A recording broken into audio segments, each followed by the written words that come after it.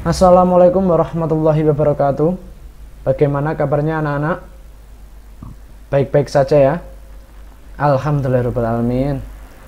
Semoga kita selalu dalam lindungan Allah Subhanahu wa taala. Baik, sebelum pelajaran dimulai, marilah kita berdoa agar pelajaran hari ini dapat bermanfaat barokah bagi kita semua. Dan semoga COVID-19 segera hilang dari bumi ini dan tidak pernah kembali lagi. Dan kita dapat bertemu di sekolah seperti biasanya. Berdoa mulai. A'udzu billahi minasyaitonir rajim. Bismillahirrahmanirrahim. Asyhadu an la ilaha illallah. Wa ashhadu anna Muhammadan abduhu wa rasuluh. Raditu billahi rabba wa bil islami dina wa bi Muhammadin nabiyya wa rasula. Rabbi zidni ilma warzuqni fahma. Birahmatika ya arhamar rahimin. Berdoa selesai. Baiklah anak-anak, pada pertemuan kemarin saya sudah memberikan video pembelajaran tentang garis besar menggambar ragam hias. Hari ini adalah pertemuan kita yang kelima. Pada pertemuan kali ini kita masih menginjak pada bab 2, yaitu menggambar ragam hias, namun dengan subbab yaitu ragam hias Nusantara, khususnya Pulau Jawa yaitu batik. Untuk materi ragam hias batik, kalian bisa perhatikan video pembelajaran berikut ini. Baik anak-anak, di sini ada artinya batik. Yang pertama, batik adalah kain bergambar yang pembuatannya secara khusus dengan menuliskan atau menorehkan malam pada kain itu. Kemudian pengolahannya diproses dengan cara tertentu yang memiliki kekhasan atau memiliki ciri khas ya. Secara bahasa, kata batik berasal dari bahasa Jawa. Ambatik dari kata ombo ya, yang berarti lebar, luas, kain. Dan titik yang berarti titik atau matik ya. Kata kerja dalam bahasa Jawa. Berarti matik itu kata kerja dalam bahasa Jawa, yaitu artinya membuat titik. Nah, matik itu berarti membuat titik. Dan kemudian berkembang menjadi istilah batik, yang berarti menghubungkan titik-titik menjadi gambar tertentu pada kain yang luas atau lebar. Paham ya? Selanjutnya ada alat dan bahan untuk membatik. Nah, yang kalian lihat ini ada kain mori dan canting. Nah, ini adalah alat dan bahan yang sangat penting untuk membuat batik. Untuk kain mori, kenapa kok kain mori? Karena kain mori adalah kain khusus yang memiliki pori-pori yang bagus untuk penyerapan warna dan juga nanti penyerapan malam atau lilin batik. Selanjutnya ada canting. Canting ini adalah alat untuk menorehkan malam atau lilin ya, dan fungsinya ini untuk melukis atau kalau di kertas namanya kuas, nah, kalau di batik namanya canting. Paham ya? Untuk alat dan bahan membatik selanjutnya ada malam dan pewarna ya. Nah, di sini malam atau lilin batik itu adalah salah satu bahan utama pembuatan batik tulis. Hanya saja malam tidak hanya digunakan untuk membuat batik tulis, tapi juga menjadi salah satu pembuatan batik cap. Malam atau lilin batik ini secara garis besar berfungsi untuk menutupi bagian tertentu agar tidak terkena cat atau pewarna. Nah, untuk fungsi dari lilin batik atau malam seperti itu. Selanjutnya ada zat pewarna atau catnya ini ya. Untuk pembuatan batik terdapat dua jenis zat pewarna yang bisa dipakai. Zat pewarna alami dan sintetis atau buatan. Masing-masing memiliki kelebihan dan kekurangan. Untuk industri batik saat ini, sebagian pembatik lebih banyak menggunakan zat pewarna sintetis atau buatan karena lebih praktis, terus bahannya mudah didapat, murah, dan sangat kuat ya, warnanya sangat kuat dan tidak mudah luntur. Nah, itu tujuan utamanya. Alat dan bahan untuk membatik selanjutnya ada wajan dan kompor kecil dan juga gawangan. Nah, yang pertama saya terangkan dulu yang wajan dan kompor kecil. Nah, sebenarnya nggak perlu diterangkan lagi ya, fungsinya wajan dan kompor itu untuk apa. Yang pasti wajan dan kompor ini berfungsi untuk memanaskan atau mencairkan malam atau lilin batik, yang nanti akan digunakan untuk menutupi permukaan dari kain. Selanjutnya ada gawangan.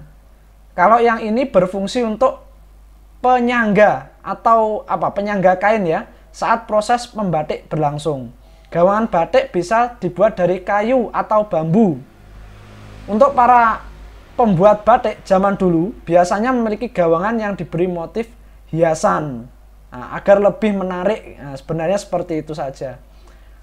Ya, fungsinya hanya untuk penyangga, agar saat kita memberi malam atau menorehkan lilin di permukaan kain tidak kemana-mana, alias biar merata. Selanjutnya ada teknik batik atau cara pembuatan batik, itu ada 3.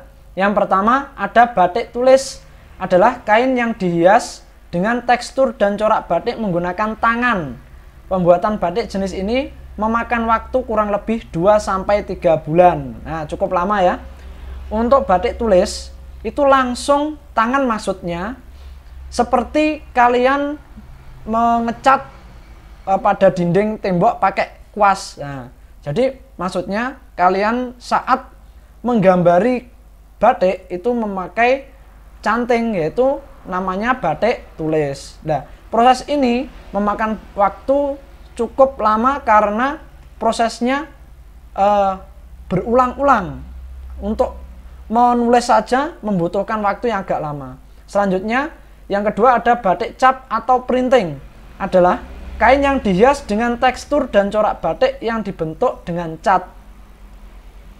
Alat cap biasanya terbuat dari tembaga, seperti seperti stempel itu ya. Nah, batik cap atau printing ini seperti stempel.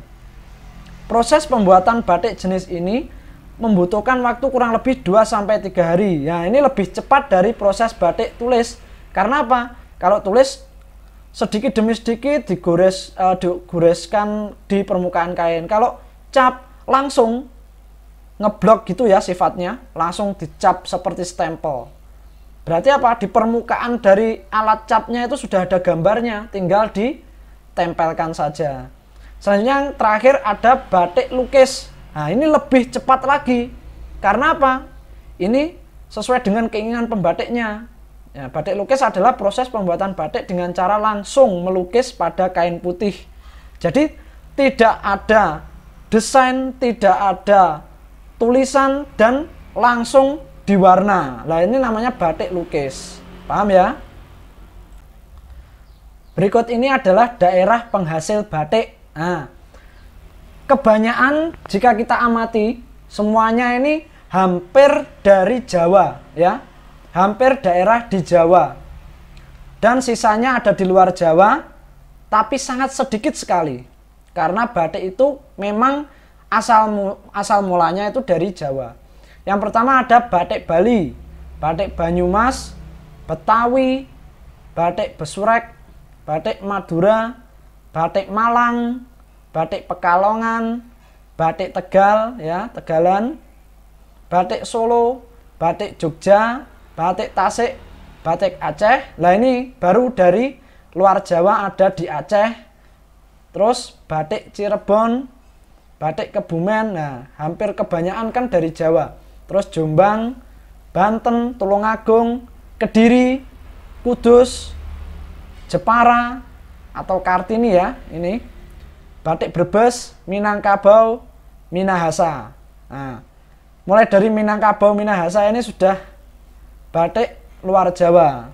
tapi jumlahnya tetap sedikit karena memang batik asal muasalnya dari Pulau Jawa. Ini berdasarkan daerah penghasil batik. Selanjutnya ada motif atau corak batik. Nah, motifnya itu ada banyak dan hampir semua juga motif dari Pulau Jawa.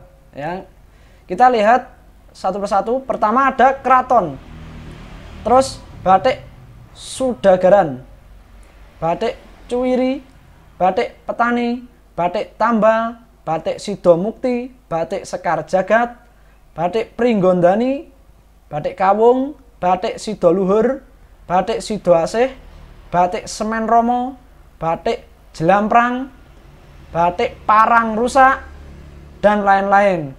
Ya, banyak sekali motif atau coraknya. Nah, kita insya Allah nanti kita bahas untuk motif atau coraknya di pertemuan selanjutnya. Nah, yang terakhir di sini ada cara membatik. Nah, yang pertama, siapkan alat dan bahan untuk membatik. Nah, untuk alat dan bahan yang seperti saya terangkan pertama tadi ya, ada mori, wajan, kompor, pewarna, canting, terus malam, dan lain-lain banyak ya.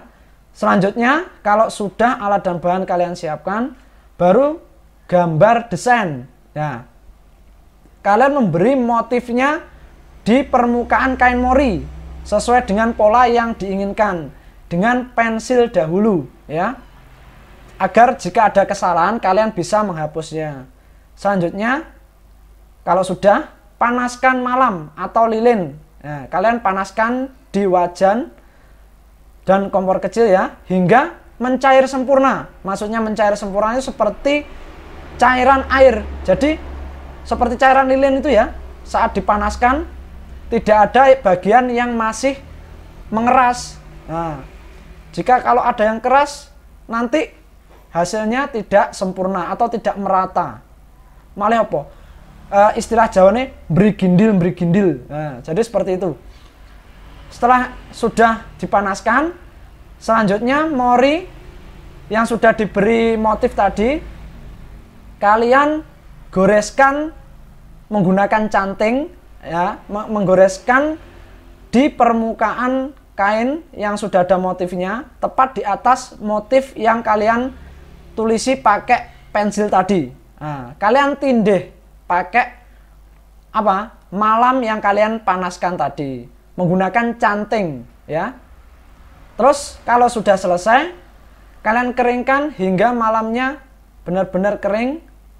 Terus bagian yang tidak terkena cat itu berarti yang tertutup dengan lilin atau malam. Nah, yang sudah tertutup berarti itu nanti akan terjaga dari cat atau pewarna. Nah, jika kalian tidak menginginkan bagian yang terkena, maksud saya bagian yang tidak ingin terkena warna, kalian bisa menutupnya atau diblok dengan malam.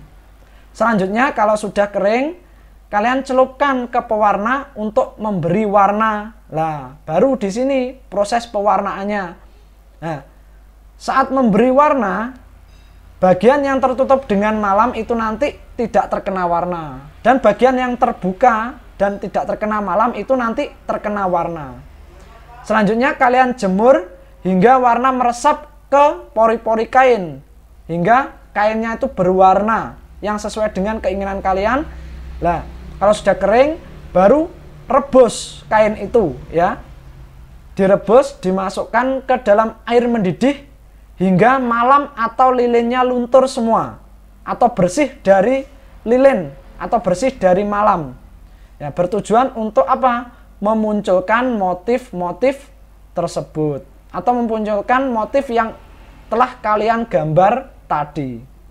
Nah, ini dari proses cara membatik mulai awal hingga akhir. Jika ingin ganti warna atau warna yang lain, kalian bisa mengulanginya lagi hingga sesuai dengan keinginan kalian masing-masing. Dari sini paham ya? Baiklah anak-anak, itu tadi pembelajaran tentang ragam hias batik yang harus kalian pelajari. Untuk tugas masih melanjutkan yang kemarin, yaitu menggambar ragam hias flora, fauna, geometri, dan figuratif. Kalian boleh pilih salah satu atau mencampurnya atau dikombinasi gitu ya. Terus di warna dikerjakan pada A4. Yang belum mengumpulkan segera dikerjakan, saya tunggu hingga tugas selanjutnya. Karena jika ditunda-tunda, tugas akan banyak dan menumpuk. Nanti sampean akan kesulitan sendiri. Terima kasih atas perhatiannya. Jika ada pertanyaan, kalian bisa langsung japri lewat WA. Anak-anak ingatlah, kita terpisah oleh jarak, bukan waktu. Percayalah, Allah akan memberikan waktu untuk kita bertemu. Sebelum pelajaran selesai, marilah kita baca hamdalah bersama-sama. Alhamdulillahirabbil alamin. Sekian dari saya, terima kasih. Wassalamualaikum warahmatullahi wabarakatuh.